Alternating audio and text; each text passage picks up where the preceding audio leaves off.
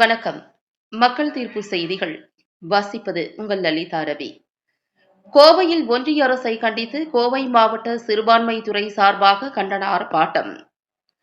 கோவை மாவட்டம் கோவை உக்கடம் பேருந்து நிலையம் அருகே உள்ள வள்ளியம்மை பேக்கரி முன்பு கோவை மாவட்ட சிறுபான்மைத்துறை சார்பாக ஒன்றிய அரசு கொண்டு வந்துள்ள வக்ஃப் திருத்த சட்ட மசோதாவை எதிர்த்து கண்டன ஆர்ப்பாட்டம் நடைபெற்றது. இதில் சிறுபான்மைத்துறை மாநில தலைவர் முகமது ஆரிஃப் தலைமையேற்று கண்டன உரையாற்றினார். இதில் கோவை மாநகர மாவட்ட காங்கிரஸ் கட்சி தலைவர் உமர் கத்தாப் கண்டன கோஷங்களை எழுப்பினார். மேலும் பாரதிய ஜனதாவின் ஒன்றிய அரசுக்கு எதிராக நடைபெற்ற கண்டன ஆர்ப்பாட்டத்தில் ஹாரூன், தாவூத் அலி, பஷீர் ஹாரிஸ், கோவை வடக்கு மாவட்ட காங்கிரஸ் கட்சி தலைவர் VMC மனோகர், தெற்கு மாவட்ட தலைவர் பகவதி, கோவை மாநகராட்சி மன்ற உறுப்பினர் காயத்ரி வெங்கடாசலம், மாவட்ட துணைத் தலைவர்கள் நசீமுல்லா, சாகுல், ஹமீத், ஷக்கீல் அகமது, சதாம் ஹுசேன், இஸ்மத், ரிபாய், ஈஷா ஷேக் சாபு மற்றும் காங்கிரஸ் நிர்வாகிகள், சிறுபான்மை துறையினர் 200க்கும் மேற்பட்டோர் கலந்து கொண்டு பாரதிய ஜனதாவின் ஒன்றிய அரசுக்கு எதிராக கண்டன கோஷங்களை எழுப்பி ஆர்ப்பாட்டம் செய்தனர்.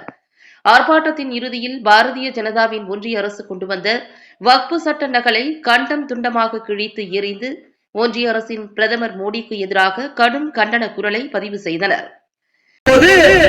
முதல் வரிசையில் இருந்தவங்க ஓடிவிட்டு ஒளிஞ்சிருந்து காட்டி கொடுத்த கூட்டம் தானே நீங்க? காட்டி கொடுத்த கூட்டி கொடுத்த கூட்டமே கேட்டுக்கோ. நாங்கள் யார் தெரியுமா? காங்கிரஸ் பேரியக்கம் சுதந்திரம் வாங்குறவங்க. நடு சாமத்துல வெள்ளையத ஓடோடு விரட்டி சுதந்திரத்தை வாங்கினோம். நீங்க என்ன பண்றீங்க? காலையில தொடங்கி நடிச்சாம ராத்திரி 12 மணி வரைக்கும் ஒரு கூட்டத்தை நடத்தி வாக்கெடுத்து 2 மணிக்கு நடிச்சாமத்துல அறிவிக்கிறீங்க ஒரு மசோதாவை. வக்ஃப் திருத்த சட்ட மசோதா எப்போ? நடுராத்திரி 2 மணிக்கா? ஏன் பகல்ல உங்களுக்கு நேரமே இல்லையா? அப்ப இது ஏதோ ஒரு காங்கிரஸ் கட்சியின் ஆர்ப்பாட்டம், ஆர்ப்பாட்டம் மீது ஆர்ப்பாட்டம், சிறுபான்மைத்துறையின் ஆர்ப்பாட்டம், வஞ்சிக்காதே வஞ்சிக்காதே, சிறுபான்மை மக்களை வஞ்சிக்காதே, சிறுபான்மை மக்களை வஞ்சிக்காதே, வகுப்பு சட்ட திருத்தத்தை வைத்து, வகுப்பு சட்ட திருத்தத்தை வைத்து முஸ்லிம் வேலையை அடக்காதே, முஸ்லிம் வேலையை அடக்காதே, திரும்ப பெறு வகுப்பு திருத்த சட்டத்தை, வகுப்பு திருத்த சட்டத்தை திரும்ப பெறு,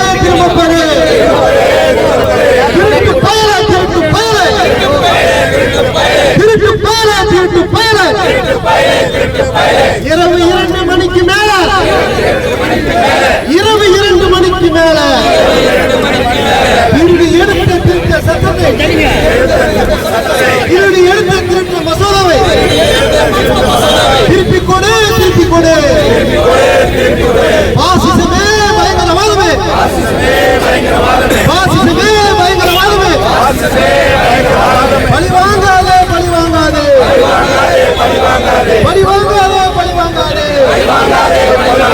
முஸ்லிம் வேலையை பழிவாங்காதே, முஸ்லிம் மக்களை அழிக்க நினைக்காதே, முஸ்லிம் மக்களை அழிக்க நினைக்காதே, ஜனநாயகத்தை அழிப்பில்லாதே, முஸ்லிம் மக்களை அழிப்பதாக ஜனநாயகத்தை அழிப்பிடாதே. நாட்டை காக்க வேண்டிய அரசு, நாட்டை காக்க வேண்டிய அரசு ஆர்ப்பாட்டம் மீது ஆர்ப்பாட்டம், காங்கிரஸ் கட்சியின் ஆர்ப்பாட்டம், ஆர்ப்பாட்டம் மீது ஆர்ப்பாட்டம், சிறுபான்மைத்துறையின் ஆர்ப்பாட்டம்.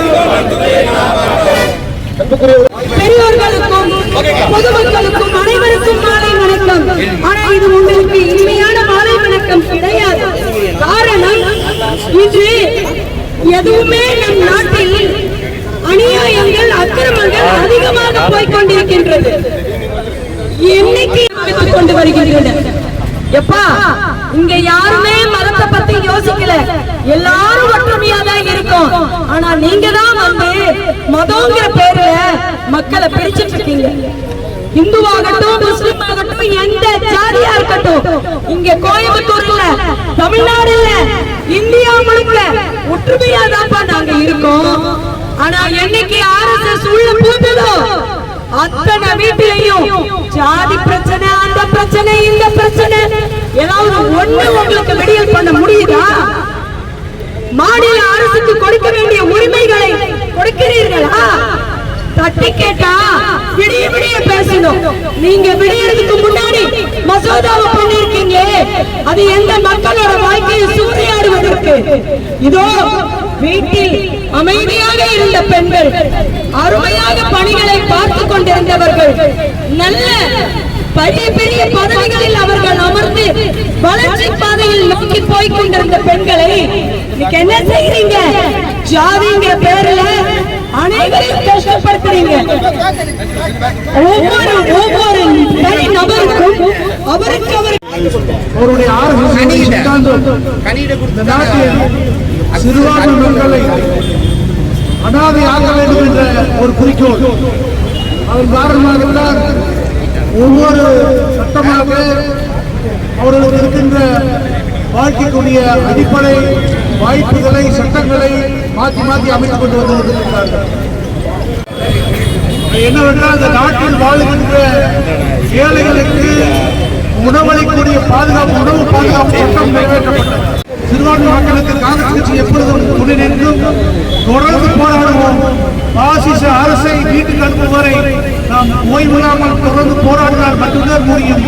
ஏனென்றால் இவர்கள் ஜனநாயகவாதிகள் அல்ல, கொலைகாரர்கள், கொள்ளைக்காரர்கள், மனிதாபான அற்றவர்கள் என்பதை நாம் உணர்ந்து நமது போராட்டத்தை தீவிரப்படுத்த வேண்டுமா கேட்டு போராட்டம் வெற்றி பெற வேண்டும். சிறுபான்மை மக்களுக்கு உரிய சுதந்திரம் இந்த நாட்டில் கிடைக்கப்பட வேண்டும் என்பது காங்கிரஸ் கட்சி உறுதியாக உள்ளது என்று தெரிவித்து விடுகிறேன். நன்றி, வணக்கம், ஜெய்ஹிந்த். இதே மக்கள் பிரச்சனைக்காகவும் கிராமப்புற வேலைவாய்ப்பு திட்டத்தை முடக்குகின்ற காரணத்திற்காகவும் நீட் தேர்வை மும்மொழி கொள்கையும் தமிழகத்தில் சர்வாதிகாரமாக புகுத்துகின்ற காரணமாகவும் பேரிடர் நிதியை தர மறுப்பதன் காரணமாகவும் ஒட்டுமொத்த சர்வாதிகாரியாக நடக்கின்ற சர்வாதிகாரி மோடி அவர்கள் 6ஆம் தேதி தமிழகம் வருகிறார்கள். அவரை திரும்பி போய் கருப்பு கொடி ஏந்தி காங்கிரஸ் கட்சியின் சார்பாக பாவனாவில் ஆணையம் முழுவதும் ஆர்ப்பாட்டம் நடக்கிறது. கோவை காந்திகார் மைதானத்தில் நாளை 6ஆம் தேதி நாளை 4 மணிக்கு மோடியை திரும்பி போய் இந்த கருப்பு கொடி ஆர்ப்பாட்டத்தில் நீங்கள் அனைவரும் கலந்து கொள்ள வேண்டுமா இதே அழைப்பாக எடுத்து. மாலை வணக்கம், அஸ்ஸலாமு அலைக்கும், பிரைஸ் தி லார்ட்.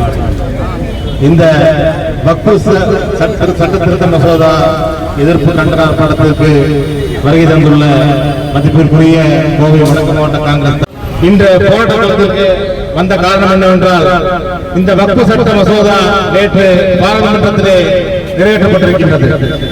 இன்றைய தினம் ராஜ்யசபாவிலே இதற்குண்டான சர்ச்சை நடந்து கொண்டிருக்கின்றது. நேற்று பேசும் பொழுது சிறுபான்மைத்துறை அமைச்சர் இந்த மசோதாவை அறிமுகம் செய்யும் பொழுது அவர் கூறினார்கள், இந்த மசோதா, இந்த வக்ஃப் இடம் என்பது முறைப்படுத்தப்பட்டு ஏழை இஸ்லாமிய பெண்களுக்கும் ஏழை இஸ்லாமிய குழந்தைகளுக்கும் பயன்படுத்தப்படும் என்று கூறினார்கள். இதை ஏன் எதிர்க்கட்சிகள் எதிர்க்கின்றீர்கள் என்ற ஒரு கேள்வியும் எழுப்பினார்கள்.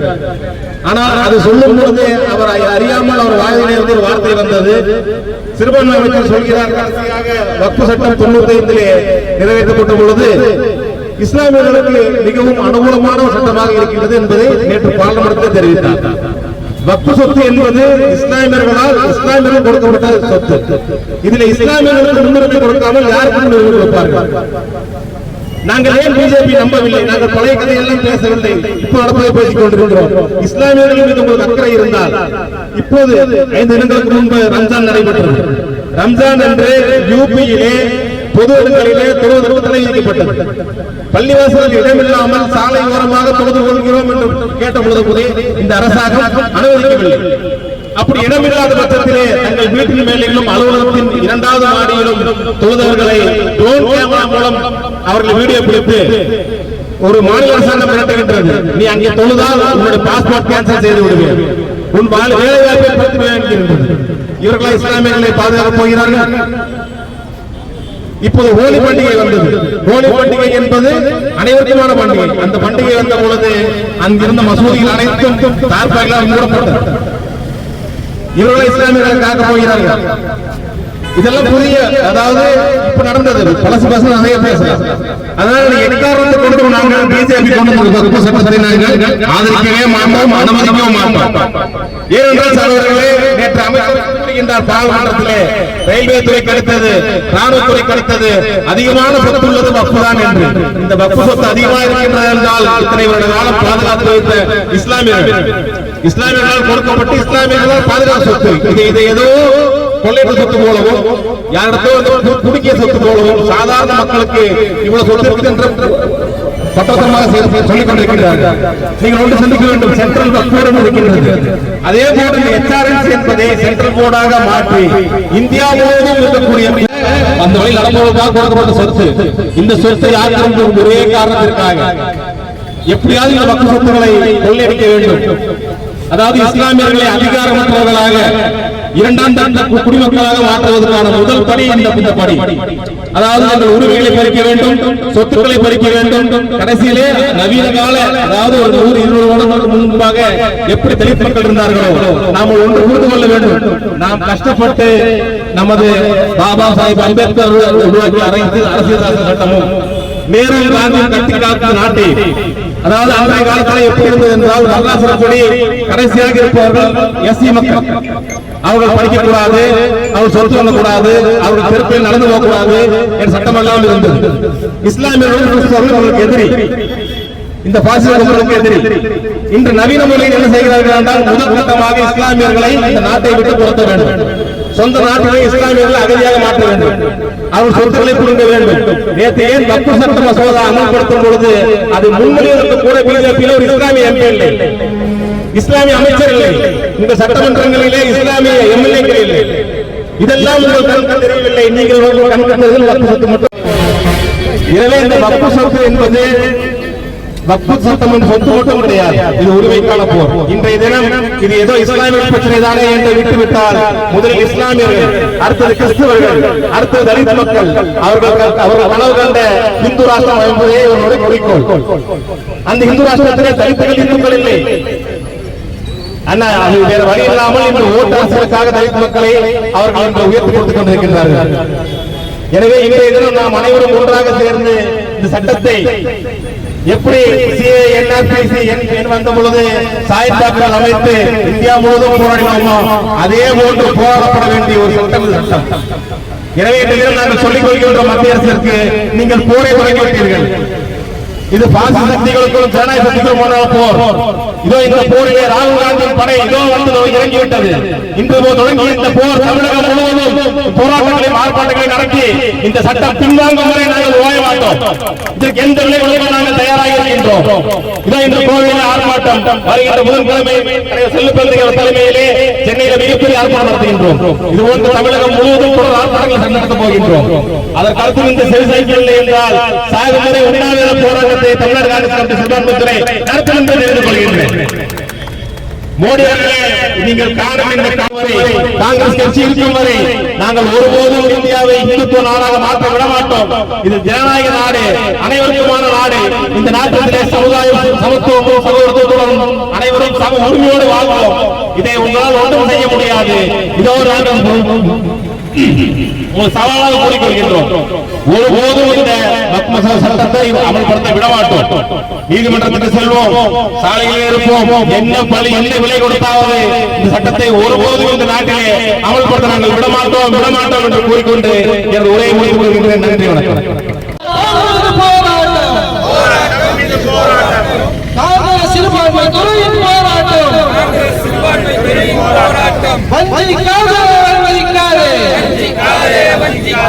சிறுபான்மை மக்களை வஞ்சிக்காதே. வகுப்புவாத சட்டத்தை முஸ்லிம் மேலே அடக்காதே. திரும்ப பெறு. வக்ஃப் சட்டத்தை திரும்ப பெறு. திருட்டு பயலே. மானம் கண்ட மோடி திருட்டு பயலே.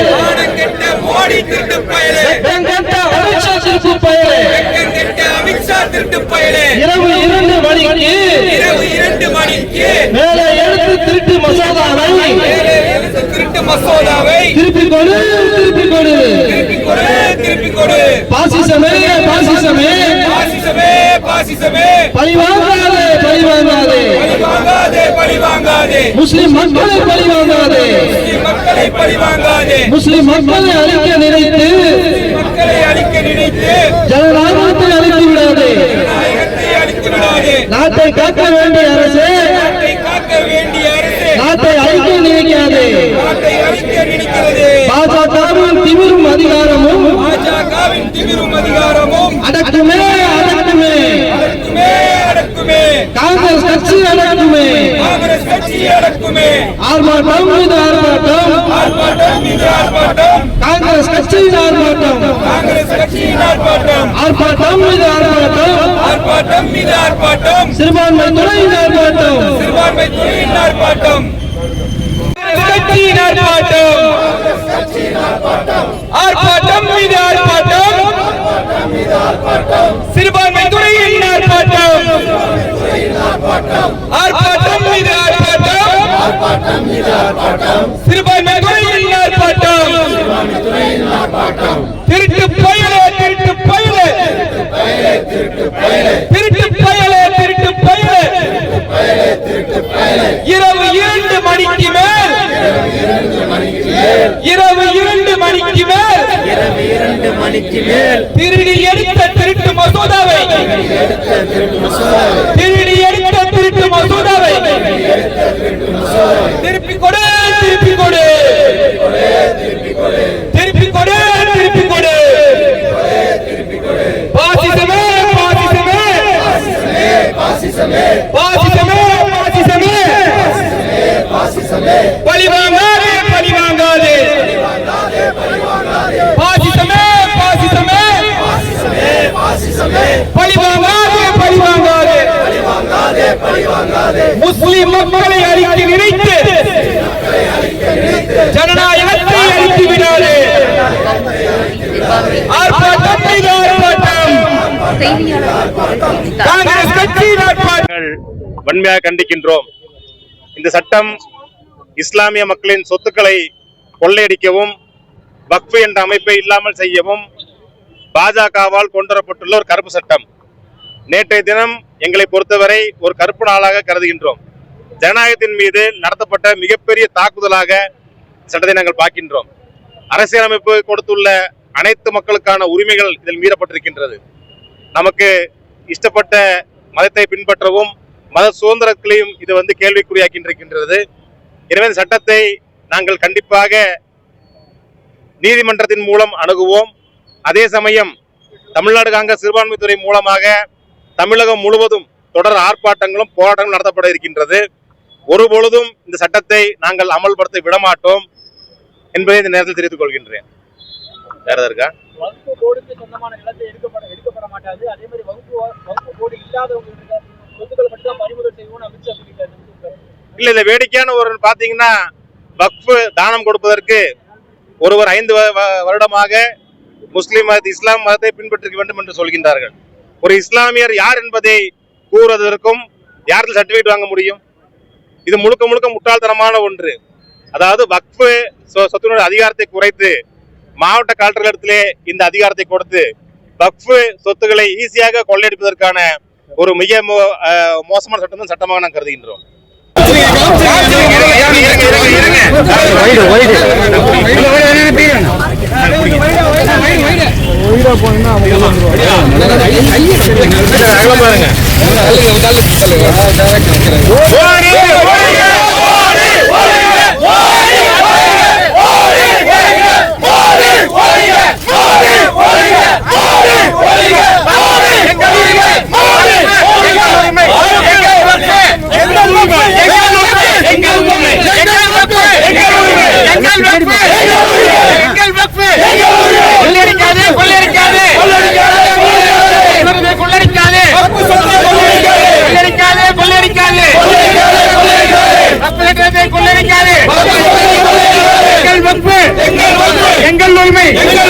எங்கள் வக்ஃப் எங்கள் உரிமை விடமாட்டோம் விடமாட்டோம் கொள்ளடிக்க விடமாட்டோம் விடமாட்டோம் விடமாட்டோம் கொள்ளடிக்க விடமாட்டோம் மோடி அரசே மோசடி அரசு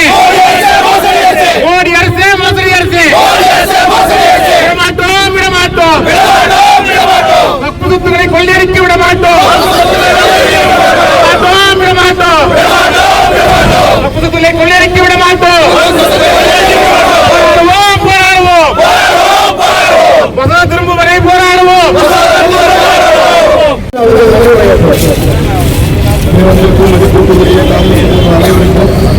வந்திருந்த காங்கிரஸ் சொந்தங்கள், அனைத்து விவசாயிகள் மாநிலத்தலைவர்கள், அலுவலக மாநிலத்தலைவராகும் அனைவருக்கும் எங்கள் நன்றியை மனமார்ந்த நன்றி தெரிவிக்கிறார்கள்.